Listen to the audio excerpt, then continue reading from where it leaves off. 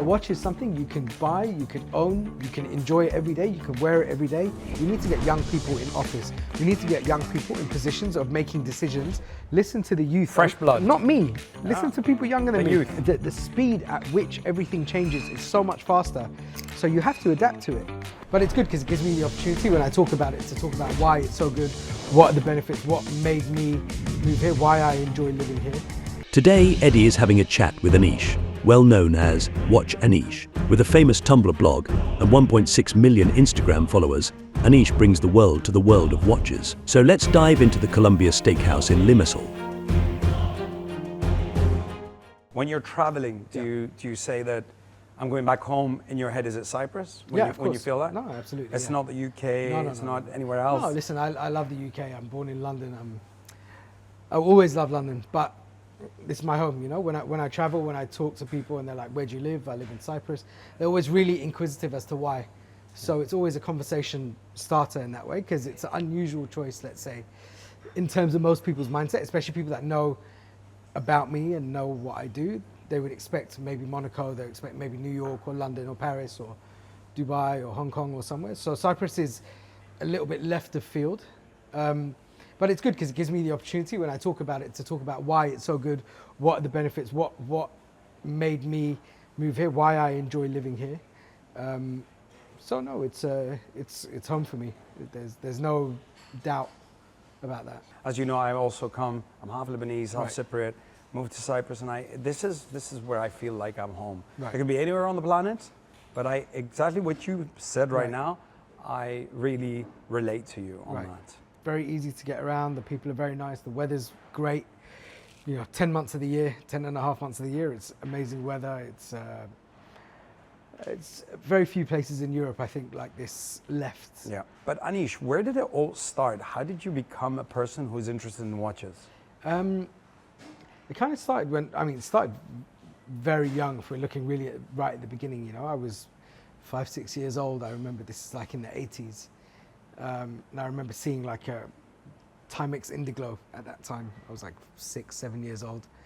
I was fascinated by this watch that you could press a button and it glows in the dark and it tells you the time. And I was in India and my grandmother bought it for me on the last day before I left. That's my first recollection of anything to do with the watch. And then when I went to university, it was like the late 90s, and I was studying. I'd started to DJ, and I started to learn about watches. I remember reading an article about an auction for a vintage Rolex where the original receipt for the watch was like $300 from like the late 60s or early mid 70s, and then the watch sold for like, I don't know, $200,000 in this auction. Wow. And I was fascinated. I was like, how can that be? Like, how is it so? How is it like a piece of art, or does it have historical significance? What is the importance of it? So I learned a lot about vintage watches in the beginning, and you didn't have like the plethora of information like you do on the internet today. Today you can type in anything and you can find out about anything. Watches, I don't know, how to build a swimming pool in the jungle. How to cook a steak. How to cook a steak. Yeah, exactly. I watch these YouTube videos as well. How to cook the perfect steak. So you can learn anything today. But before, when you didn't have this resource of so much information, it was difficult to learn. So I was buying reference books from like Japan and places like that was specifically about certain vintage Rolex, vintage Panerai, vintage Patek models.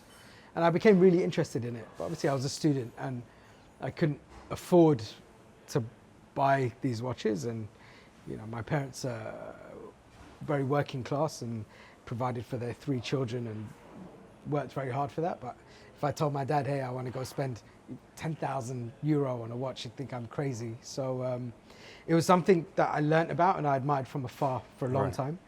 And then as my interest grew, my knowledge grew over years and years and years, and asking questions from different people that I met that were collecting watches, I built up my knowledge, and I started a blog originally, like 2009. Where was the blog? It was on a platform called Tumblr. On Tumblr, yeah, of course. It's a really old, at that time, very popular blog platform. And it became, the blog itself that I'd created became quite popular quite quickly. I think because the type of language I was using was very different to what was at that time a genre, like very high-end watches. The type of communication was directed to 60, 70-year-old men. Right. That was the target demographic. And for me, I wanted people my age, mid to late 20s, to be interested in watches the way that I was. So the language was different, much more conversational, and much more interactive. And I guess in some way, I'd found like a gap in the market that hadn't been explored yet. Then moving into when I found Instagram in 2010, there was nothing to do with luxury in social media at all. Social media was basically MySpace, which was like your page. For GeoCities. Right, yeah. And like you'd have a music MSN, track, yeah. or MSN. And then you'd have Facebook, which is like all your friends from school, remembering people's birthdays. And Instagram was basically taking pictures of your lunch and dinner and whatever. But there was no luxury, any luxury element or any luxury product on social media at that time. But I kind of thought, look, it's cool, you know, there's a lot of engagement. It's very image-based. There were no videos at that time on Instagram, but it was very image-based, and the captions were small, but you could have conversations with people. So I thought, okay, maybe I can transfer a bit of my blog into this social media platform and see what happens. So I did that, and it worked. It grew and grew and grew and grew. And Did it take a long time? No, it was actually really organic. There was no strategy, right? I never studied marketing. I went to study pharmacology in university. I didn't finish my degree, so I didn't know anything about marketing. But it was all kind of gut instinct. It just blew up. It was like, hey, I think this is kind of cool, so maybe I can write about it in a cool way. And if I think it's cool, maybe other people will think it's cool. Then you develop an audience. Somehow that grows and grows, and then you figure out how to turn it into a business, and then you take money, you invest, you hire staff, you do projects, you grow and grow further and further, and 15 years later, Is it 15 years? From when you had your first 5,000 followers to your 1.6 million, whatever it is today. I started from the blog like 2009 until we're 2024 today, so yeah. Right. But like I said, there's no strategy to it. It's just doing something that you enjoy and doing it in an authentic way. And if you do that, I think people can smell that. They can smell that, hey, this is someone that really likes what they're doing, what they're talking about. And just kind of did it at the right time. And consistently. Consistently, you know, you work hard. A lot of people work hard. I'm not the only person. But I think you have luck. You have things that opportunities that come around, and if you're mobile enough and agile enough, you can make the most out of them. So it was a lot of that, and then, you know, eventually growing from just me into a team, into a business, and taking partners and growing that even further, and growing the business even further into what we do today. So I don't know about you, but I'm hungry. Are you hungry? always, Huh? always. Shall we order? Yes. Let's get a waiter. I'm in the mood for fish. Okay. Do you want to go for steak? I mean, Yeah, go it for is a steakhouse. Yeah, but yeah. I mean, I'll go with the name of. yeah. I'll go with the specialty of the. Okay, the steak is amazing, but Okay. I also, I'm in the mood today for fish, and for the diet that I'm going for, I'm going to go for fish. No problem. Enjoy. Do you want to try the beef tartare? Yes. Yeah? Let's do that. So we'll have a beef tartare. I will have the sea bass ceviche. And for mains, because I'm sticking to fish for the diet I'm going for, let's go for a tuna steak, a seared tuna steak. I think I'll do the ribeye. Please. Ribeye? Yeah. How do you like it cooked? Medium rare, please. Medium rare. Any sides? What does it usually come with? Maybe the spinach. Spinach. Creamy spinach, any type of potatoes you like, some sauce. Gratin. Any sauce? No, just salt. Wine? I saw a great wine room when I walked in just there. Yeah? Did you see a wine that you want? I briefly saw. I don't know. I need to look properly. I'm sure the good ones are hidden at the back. I'm keeping it at the window next to me. I saw a nice 3-liter Tignello at the front, so that looked good. The great thing here is the safety in Cyprus. Yeah. You know, this is really one of the key anchors of why I like living here, because, you know, you can go out. You don't have any worries about robberies or you know, any kind of violence or things like this. It's such a rare to zero occurrence here, and, you know, doing what I do, it's really important that part of where I live. So it's a big plus of living here in Cyprus. So safety is important for Absolutely, yeah. in your mind. Things have changed in the watch scenario where people used to wear the watch for timekeeping. Right. When smartphones came out, Right. they sort of died. Yeah. But now they're such an important factor of anyone Yeah. that can afford it. Yeah. Let's say. Why do you think that is, though? I think what's happened is that mechanical watches were always something that you would buy in a weird way, not for the purpose of what it's meant to be built for. It's like you buy a car to drive the car, to get you from here to here. But with a watch, with a mechanical watch, especially an expensive mechanical watch, the majority of the reason that you buy that watch is not for the time telling, because actually it's not as accurate as your phone will be. It's not as accurate as even, forget an Apple Watch, but not even as accurate as a $50 Casio. Will be more accurate than a $250,000 So why do they do mechanical it? watch. It's the artistry. It's like the appreciation of micro mechanics that go into making this object, which will tell you the time with no battery, with no solar power, it's powered by a tiny hairspring, which is like thinner than a human hair, and all the engineering that goes into making these watches and all the finishing that goes into it. Because if you look at some of these watches under a microscope, the finishing is like incredible, down to like the tiniest angle. So it's like, it's artistry in a micro format. Then add into that the rarity of certain watches where you might only have 10 or 50 or 100 or 200 made. Then the provenance of that brand, and ultimately I would say 85% is the status of owning that watch. Or other words, show. 100%. If we're being completely transparent, Yeah. it's like the status of you wearing a Patek Philippe, an important Patek Philippe, or an important Richard Mille, or an important vintage 100K, Rolex, or 100K plus. whatever it is, Yes. you know, depending on what kind of social demographic you hang around in. Yes. It's the same as like you can buy a Prius or you can buy Bentley. You could buy a Bentley. Whatever. They're both going to drive near enough speed-wise, plus minus. You know, you're going to get an extra 50 mile an hour out the Bentley. But in terms of what the purpose is, it's the same. But the status of owning a Bentley is very different to the status of owning a Prius, right? So this is how it is with watches, and watches became such a collectible asset. It almost became like a stock market product in the last 4 to 5 years, because it's something so small, you can easily transport it, you can easily take it from Cyprus, and if you need to go to Asia and you want to sell it to some guy in Hong Kong, you can easily do that. You know, nothing is transportable like that, Yes. but it's something that has an attached value to it, which can go up and down, but it has like an attached value to it, which is almost a commodity. It's almost, you can liken it to the commodity of gold or cash in a way, with the variances of the market going up and down and the availability of certain things. And this is why in the last 5 years, so many more people started to buy watches, because they saw it as a store of wealth or a way to buy an asset with increasing value. But because of what the internet gave us, it gave us access to information and knowledge, and also gave us access to people across the world at the touch of a keyboard. So with those tools, you're able to create so much more. And there's so many businesses that are born from these things now. You know, you can open up Forbes or whatever, you read the 30 under 30 list every year, and you see all these entrepreneurs that have made really successful businesses out of things that you'd never think of. You'd never think 20 years ago that the biggest taxi company in the world would be a company that owns no cars, like Uber. You'd never think Blockbuster Video. You know, I used to go to Blockbuster every weekend on a Friday, go get a video cassette, maybe get a video game, some popcorn, you take it for the weekend, you rewind it, you give it back. That was great. And that was the formula. You wouldn't think that something like Netflix would come along and not only overtake Blockbuster, but even overtake terrestrial TV. So the world changes. Yes. And if you can anticipate, or you're at the forefront of that change, you can be successful, you can make a lot of money.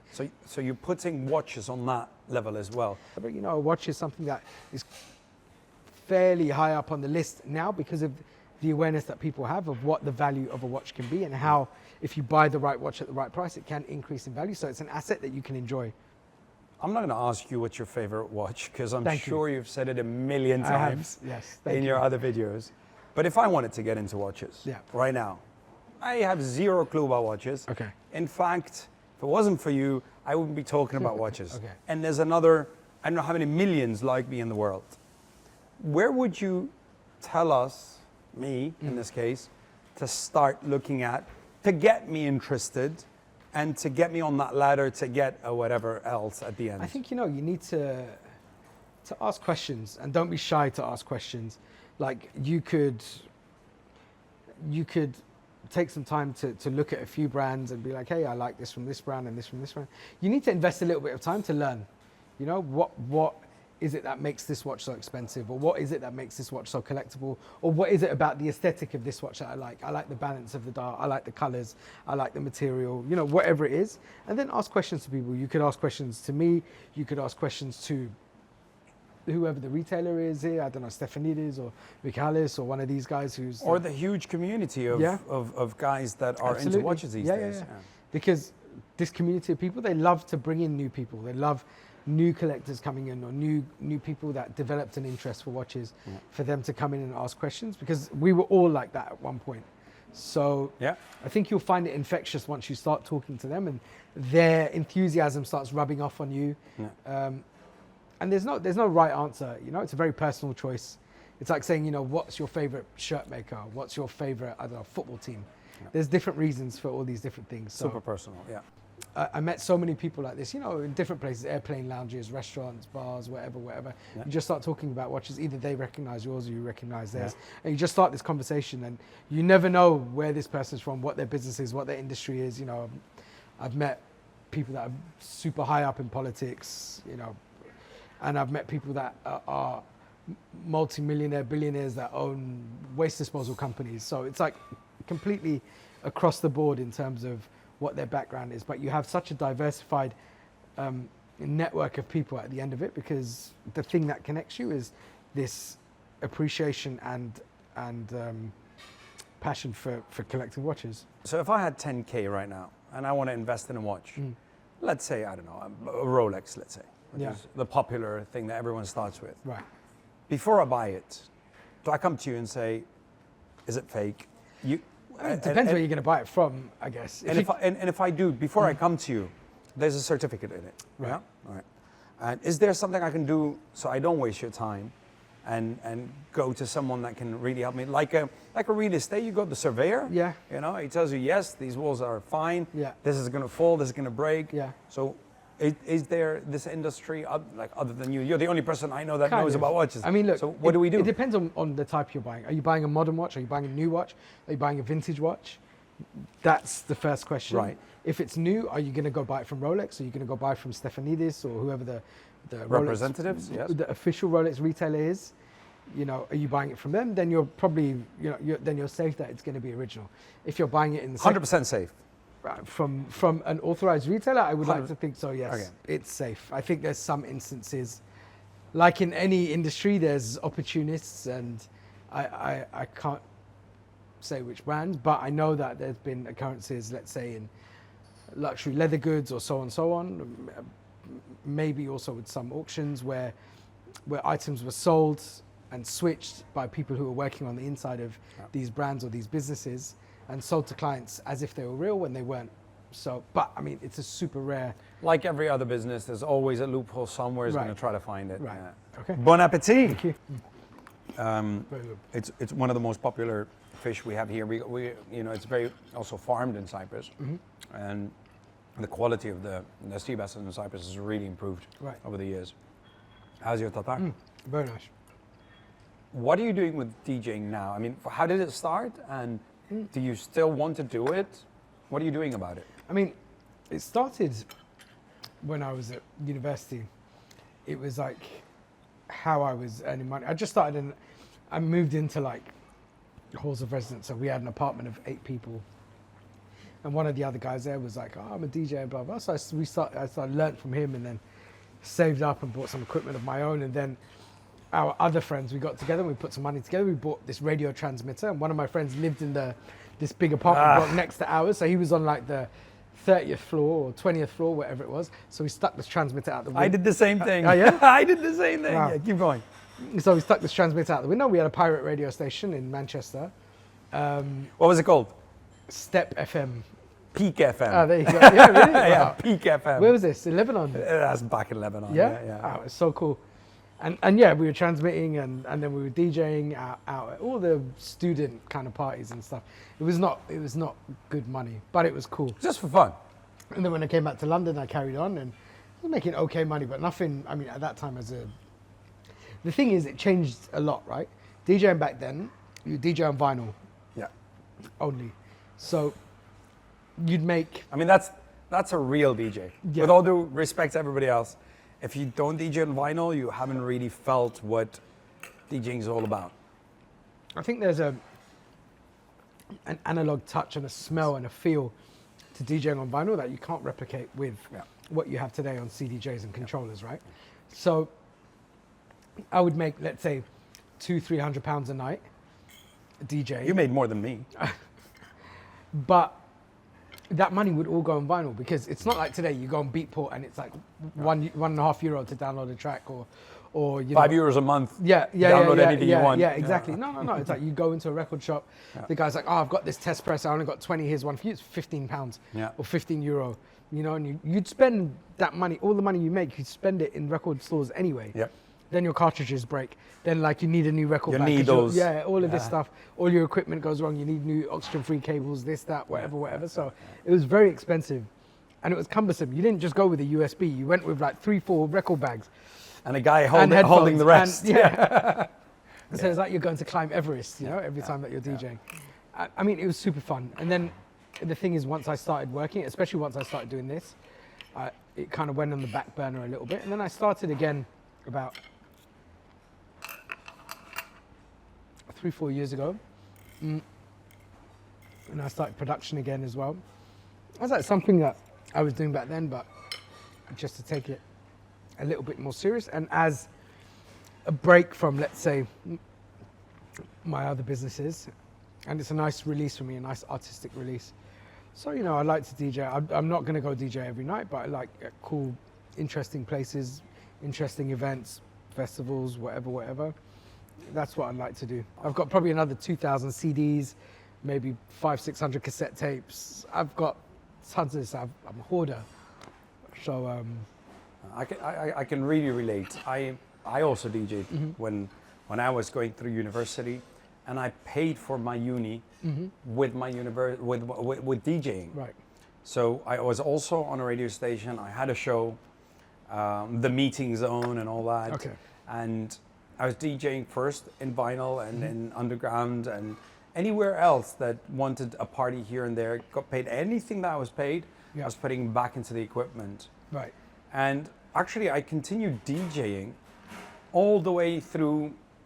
Once I finished university, Yeah. and I came back to Cyprus, I was in Cyprus and I was working for Columbia. Yeah. You know, the last 22 years. The first few years I was still DJing while I was an IT engineer. Right. So I can relate that eventually that passion that we had slowly started to be on the back burner. Right. But both you and I really want to DJ again. Yeah. And you know what? We should set up an event. Yeah, let's do Let's it. get back into it. Let's do it. I'm ready. Yeah. Anytime. I still DJ here and there, just for fun. Nothing major, just house parties and private things. Yeah. But if we were to put a party together, how would you envision it? On the beach? I mean, this is Cyprus. So on the Something beach like is on great. Columbia Beach or Columbia Sun? Columbia Beach is how great. would you Columbia see it? Sun is great. Two great venues. Yeah. I really like the ambience of both places, and it fits the island, right? Yes. It's nice. It's on the beach, but it's a really nicely curated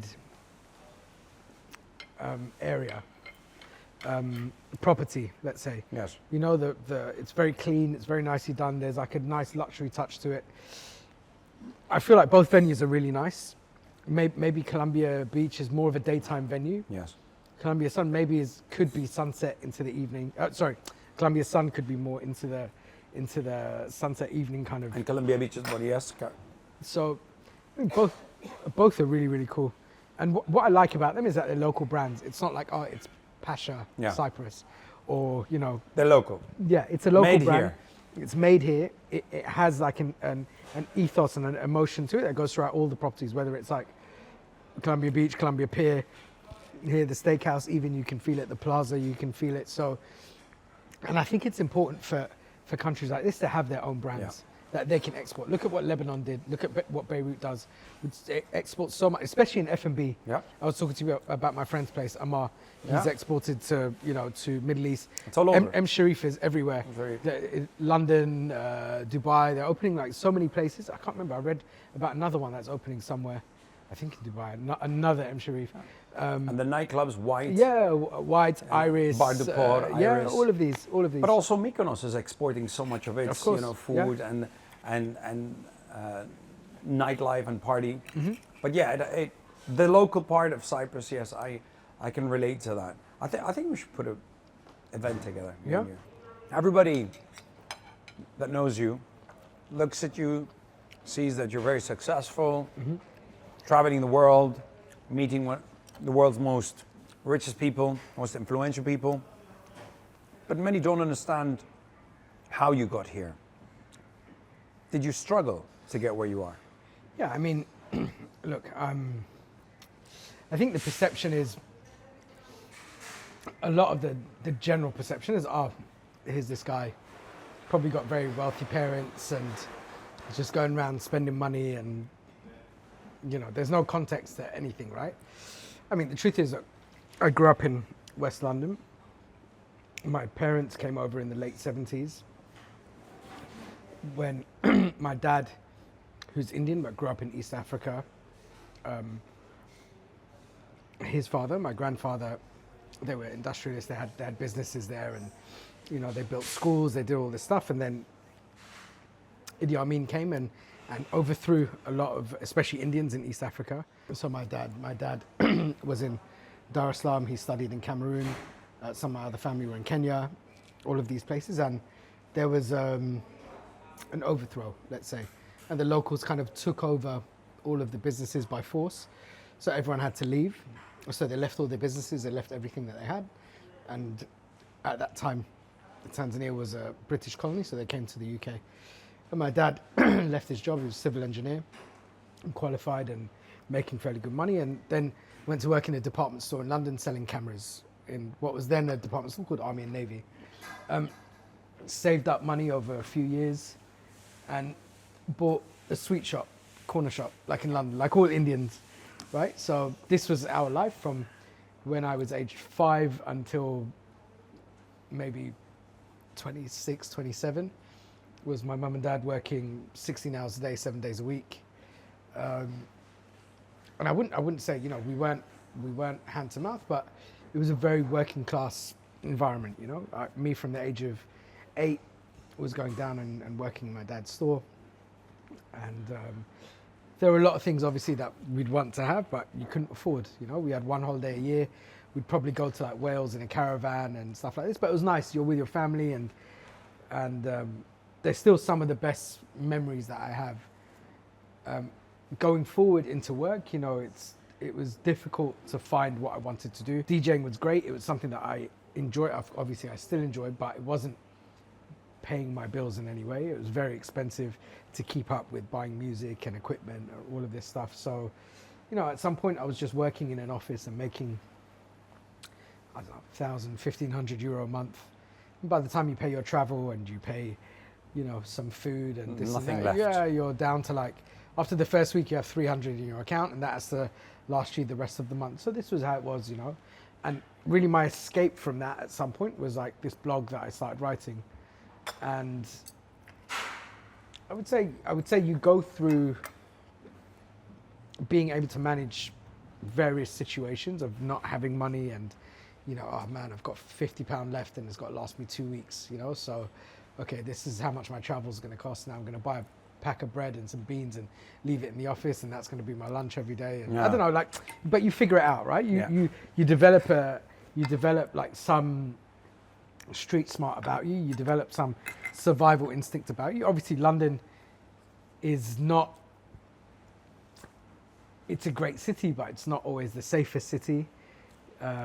So you have, a lot of tension sometimes, especially going home late at night and whatever.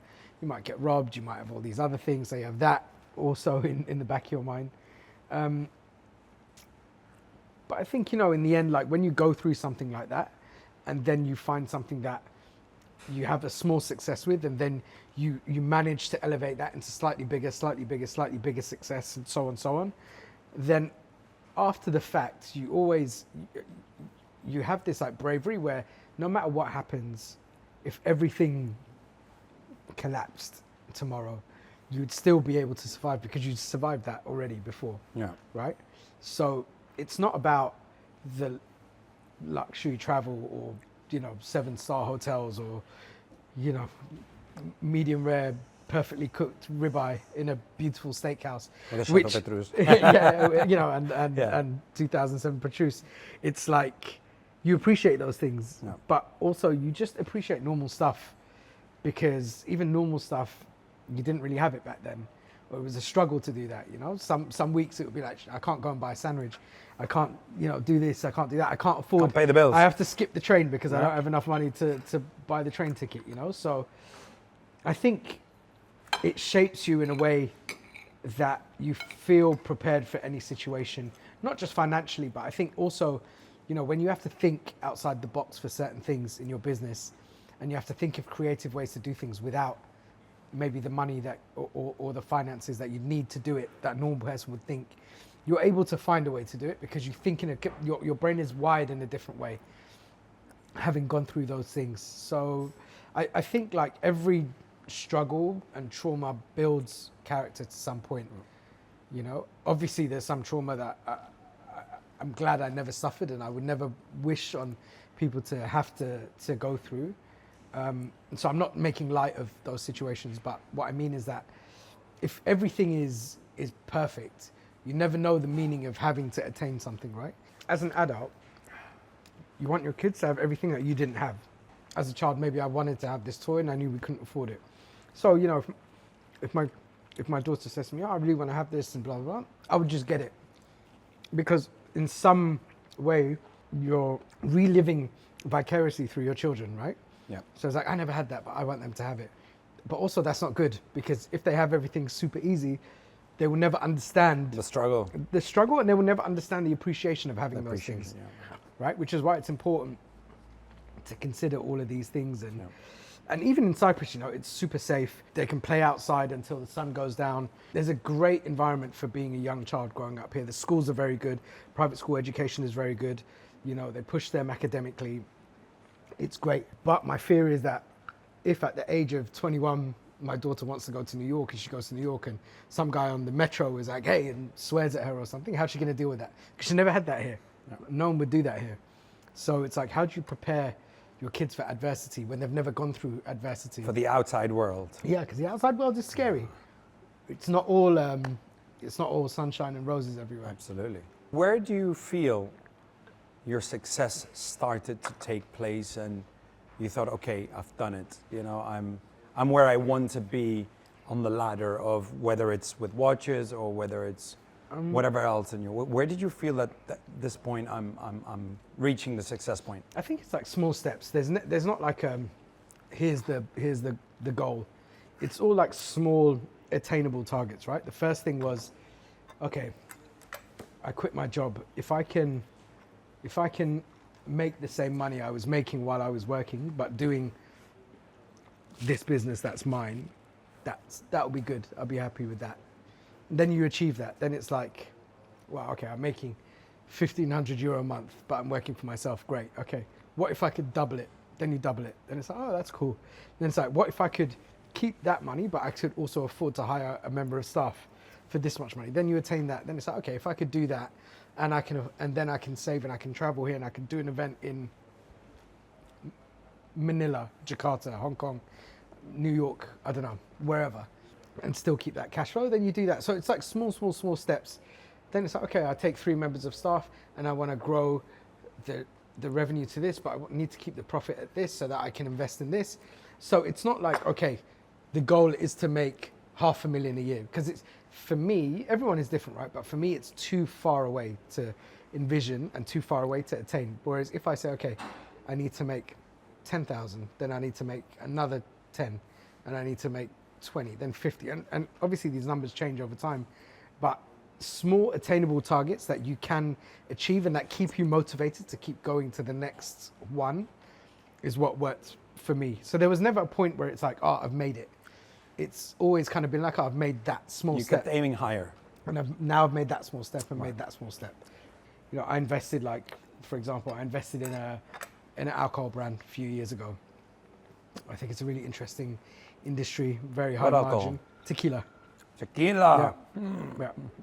I love tequila. I drink tequila. And for me, it's a really interesting industry. You know, I spent quite a lot of time to learn and research about it before I went in with the investment. You know, so the brand that we have, it's made in Jalisco, in Mexico. A small town, very famous for making tequila. It's right next to the town of Tequila, actually. Is it available in Cyprus? Not yet, no, but we're gonna open the door here, I think, pretty Yeah? soon. I want to be the first one to try it. Sure, with pleasure. Yeah. I love tequila. It's I mean, it's nice because it's a credible tequila. It's not like me. I've never actually gone out and said, oh, you know, I'm one of the owners of this, because publicly I don't want it to be that type of celebrity tequila. You know, that's see. not the idea. I want it. It is credible in its own accord. Also, the people that founded it, because I wasn't the founder. You know, I'm not the genius behind it. I don't want to. I cannot, and I do not want to take the limelight from the people who actually founded it, and it's a disservice to them because they know much more about that product than I do. I've learned about it over the periods of time. You know, our distillery, it's the only one that's in the path of this volcanic spring where the water comes down. So all the tequila is distilled with this volcanic spring water.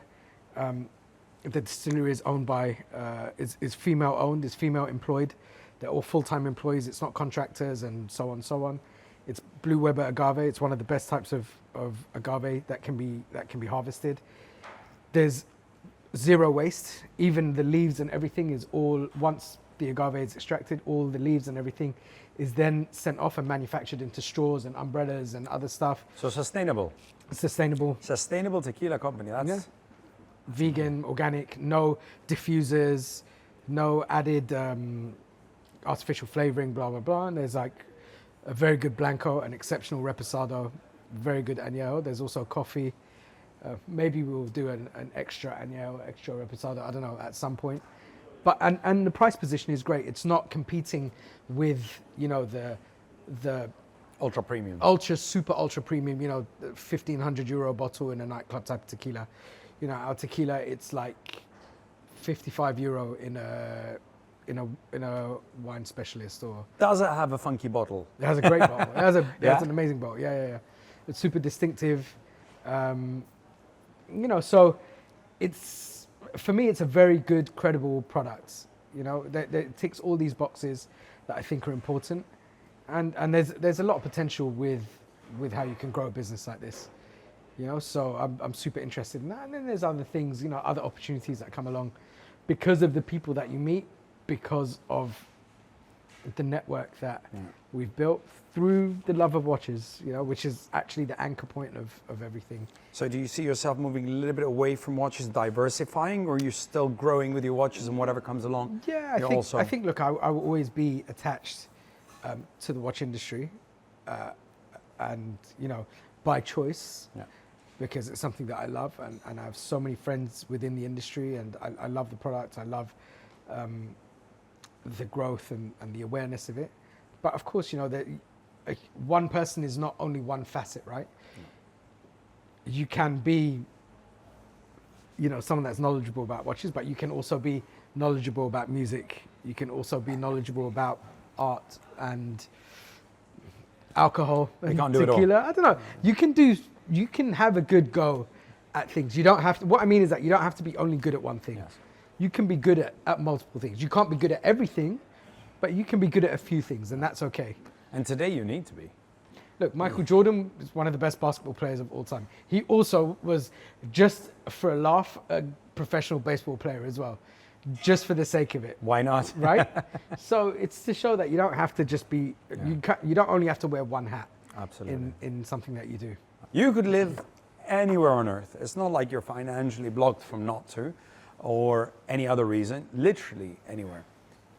Why did you choose Cyprus, and why are you still in Cyprus? Other than the fact that you told me that it's safe and it's beautiful. I mean, there's other countries which are also safe, which also offer this. Why Cyprus? I think it's a mixture of things, right? my lifestyle when I'm working is very 200 miles an hour. It's being around people, it's hosting people, hosting events, meetings, projects, so on. It's very early mornings, very late nights. So I need somewhere where when I'm home, it's like I'm a little bit isolated, right? I don't miss the trappings of big, you know, luxurious high streets and lots of boutiques for shopping and so on, because I do that when I travel if I need to. So actually for me, the primary things I need for where I live is safety, is good schools for my kids, ideally like a good quality of life. Sunshine. Non-stop. Sunshine, yes. The weather, yeah. And just, I think a sense where you can detach a little bit from the speed at which you're working when you're away from home. So for me, like coming home is like going on holiday. It's like the opposite. Yeah. I come home, I feel like I'm going to a spa. It's like I'm going to relax. When I came here, like with the idea to move, I'd been to Cyprus before on holiday and so on, but when it was with the idea to move, it was like 2017, maybe spring. Geographically, it's a great location. You're right on the corridor between Europe and the Middle East. So, you know, there's so much potential. And when I came here, I was like, it could be there's so much potential for this island. You know, it could be so great. I saw, you know, I'd been going, let's say, to Mykonos since 2007, you know, and I'd seen how that tiny, windy island had developed into what it is now, which is like a destination for everyone. It's like the place in the summer for everyone to go on holiday. So if they can do it, surely they can do something here. Yeah. You could drive people to here. You could make a product in Cyprus, a product meaning a way to move it. Cyprus is an island. Yeah. And one of the reasons why you moved here is because it's siga from one side. Right. And if we look back at the history of Cyprus, it only became this popular in the last 20, 30, 40 years. So it's a very short time if you compare it to London, to Paris, of course, no, to Berlin. But we're not comparing it to that because you can't, of course. Exactly. But in the time where it started becoming popular, I think the momentum is there, but there's so much more to be done. This is the thing. Of course, there's growth. Yes, of course there is. Yes, there's more awareness about the island. But hey, we need to get young people in office. We need to get young people in positions of making decisions and let them come in and not tell them, hey, okay, here's your idea, but I don't like it because I'm 70 years old and I'm gonna overrule you. Like, bro, listen to the youth. Fresh blood. Not me. Listen to people younger than me. The youth. They're the people that know. They're driving the island. Right. So, you know, use that, bring awareness here, let people come in, let people fall in love with the island the way that me and you have fallen in love with the island. Because we are not born separate, but we are patriotic about being here. And we love it just as much as it's our country. Absolutely. So the same way that I fell in love with watches and I wanted people my age to fall in love with it the way that I did, I want people to fall in love with Cyprus the way that I did, the way that I do, the way that I have. What I want is, if you're watching this and you've got all these questions, especially about Cyprus, what is it that you want to ask to Anish or to me so that we can discuss it in the next video? If you've had any ideas that we've been talking about, whether it was about him DJing, his tequila brand, whether it was anything about watches, type it down in the comments and we'll do another session, just me and Anish talking about what you're asking and seeing what you guys are really interested. We'd really be appreciative if you could do that. My pleasure. Guys, if you had any value from this discussion, I'd love it if you would subscribe and like to this channel. And most importantly, comment. Tell me what you guys think. This is what we need. We need to know what you guys are thinking so we can build on the next videos like that. Thank you so much for being with us, and we'll catch you in the next one. Thank you.